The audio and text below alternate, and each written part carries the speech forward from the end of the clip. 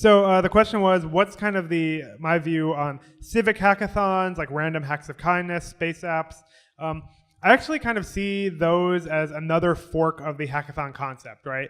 I think if we look at like everything that's gone on in the last year, you see a lot of variations based on topic or subject matter that aren't necessarily different event formats, right? So NASA Space Apps is a great example. It's a hackathon where people kind of build challenges that NASA has kind of proposed to solve problems in space.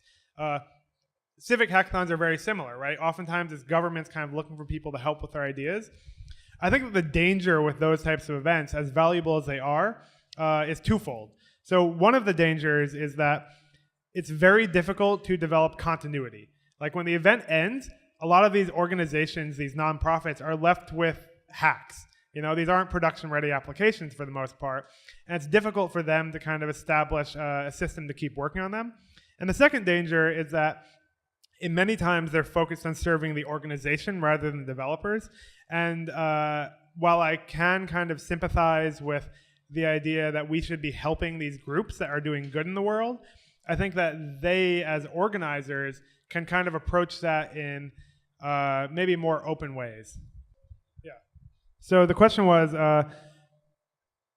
do I kind of see these new mega hackathons as a new kind of like evolution, right? As a new fork, and how do we deal with kind of the scale of that and creating formats that kind of fit well into that scale?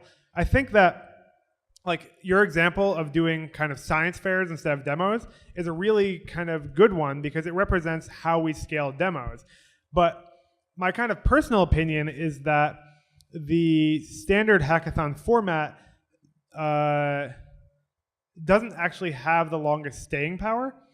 I think that student hackathon organizers are very lucky because their audience is constantly turning over.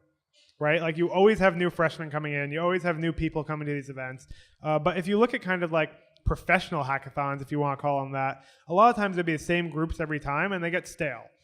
And so I think that there is kind of some innovation that needs to happen in format aside from just demos, right? I think that it's kind of a natural evolution, and I'm not 100% sure what that next evolution is. I have some theories and I've experimented with some things, but like really that's kind of, I think, what we're all here this weekend to talk about and perhaps brainstorm, right, is how do we kind of take these to the next level? How do we make the experience even better than it currently is, right? And I don't think anyone has that answer yet. How many years? Yeah, I'll answer that. So I've worked at Twilio for about 2.5 years. I worked at EchoNest before that as a developer evangelist. So I've personally been involved with sponsoring hackathons for a little over 3 years.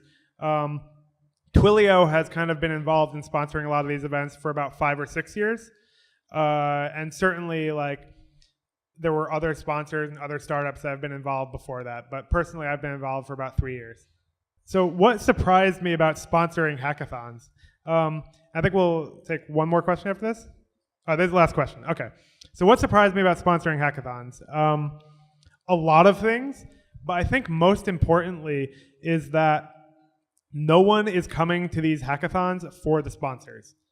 Like, we are there purely to serve the developers who have come.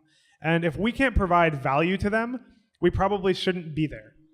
And so I think that as a sponsor, that's kind of a really important thing to realize because when the focus is put on the attendees and when the focus is put on the developers, you get a very kind of different experience and a very different value when the focus is put on the sponsors.